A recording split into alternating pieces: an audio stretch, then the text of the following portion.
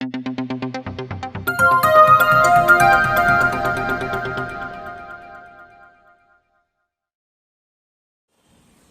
दोस्तों, electronics knowledge by MK की channel में आपका फिर से स्वागत है। दोस्तों, रेडियो की सीरीज में आपके सामने एक मैं नई जानकारी लेके आया हूँ। ये जानकारी मैं इसलिए दे रहा हूँ क्योंकि मेरे पास आज एक कमेंट्स आया है। कमेंट में ये लिखा हुआ है कि रेडियो के मीडियम स्टेशन को अगर ना बोले तो उसके बारे में क्या हमें ढूंढना चाहिए और कैसे फॉल्ट का पता लगाना चाहिए। तो दोस्तों, इसके रिगार्डिंग ही मैं आपके ये वीडियो बना रहा हूँ।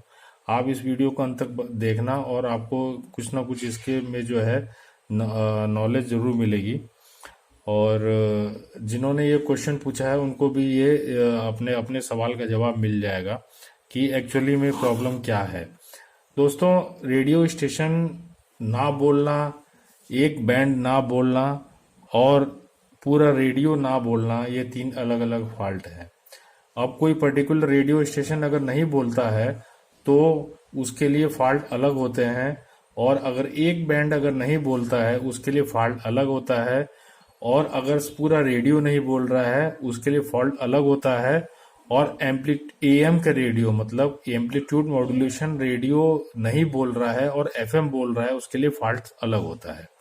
तो अभी इस वीडियो में तो हम केवल ये मीडियम वेव है, एक शॉर्ट वेव है, एक एफएम है।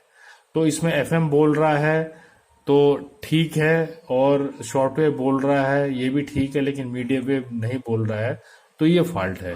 तो देखिए, अगर मीडियम वेव नहीं बोल रहा है और दूसरा स्टेशन, दूसरा बैंड जो एफएम है, तो दोस्तों अब देखिए इसके अंदर मीडियम वेव के लिए बजाने के लिए जो है ये फेराइट रॉड है। फेराइट रॉड के ऊपर ये एंटीना कॉइल है, और मीडियम वेव के ऑसिलेशन को करने के लिए ये ऑसिलेटर कॉइल है।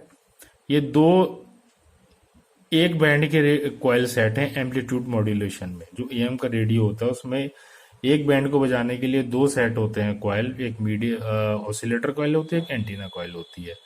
ये बैंड स्विच है और ये गैंग है।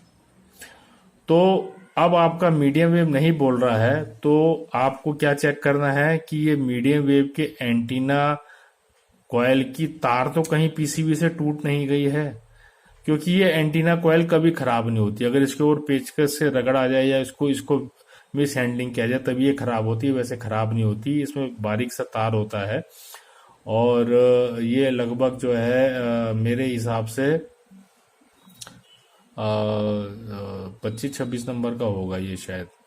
तो ये बहुत बारीक तार होता है, ये पीसीबी से सोल्ड होता है, तो ये कई बार टूट जाता है तो मीडियम वेव बंद हो जाएगा। या ये ऑसिलेटर कॉइल खराब हो जाएगी तब भी मीडियम वेव बंद हो जाएगा।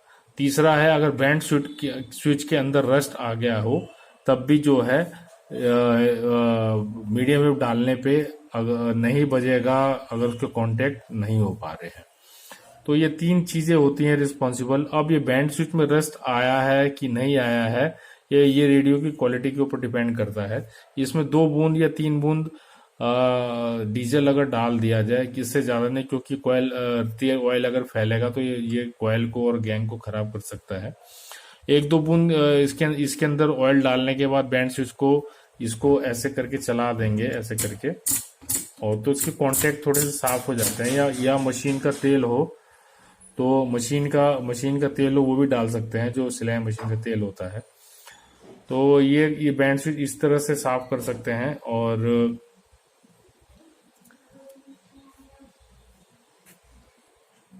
अब मीडियम वेव ऑसिलेटर कॉइल और मीडियम वेव एंटीना कॉइल को ही चेक करेंगे। अगर सेकंड बैंड आपका एफएम है तो एफएम बज रहा है तो फिर एफएम कुछ नहीं छेड़ेंगे।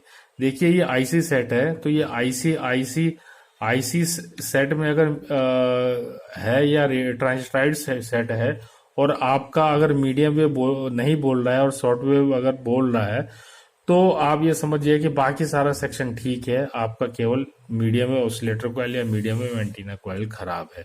अगर आपका सेकंड बैंड एफएम है, पहला बैंड जो है मीडियम वेव है, तब आपको गैंग कंडेंसर भी साथ में चेक करना पड़ेगा। क्यों? क्योंकि गैंग कंडेंसर अगर शॉर्ट हो जाए, गैंग कंडेंसर भी अगर खराब हो जाए तो मीडियम वेव बंद हो जाएगा, एफएम बजेगा, क्योंकि मीडियम वेव और एफएम का जो पत्तियां होती हैं वो अलग अलग होती हैं। तो आपको अपने सवाल का जवाब मिल गया होगा। आपने सवाल में ये नहीं बताया कि आपका रेडियो एक बैंड का है कि दो बैंड का है या तीन बैंड का है। तो ये बहुत ही एक सॉफ्ट स्किल से रिलेटेड मैं वीडियो बना रहा हूँ मैं। और मीडियम वेव की कॉइल को कैसे टेस्टिंग की जाती है और शॉर्ट वेव की कॉइल को कैसे टेस्टिंग की जाती है, इसकी पहले मैं वीडियो बना चुका हूँ। तो और इसके अंदर और कुछ बताने लायक नहीं है कि अगर एक बैंड अगर नहीं बज रहा है, बाकी बैंड बज रहे हैं, तो क्या सब फॉल्ट होगा। तो दोस्तों, ये वीडियो आपको कैसी लगी आप जरूर कमेंट्स करके बताइएगा।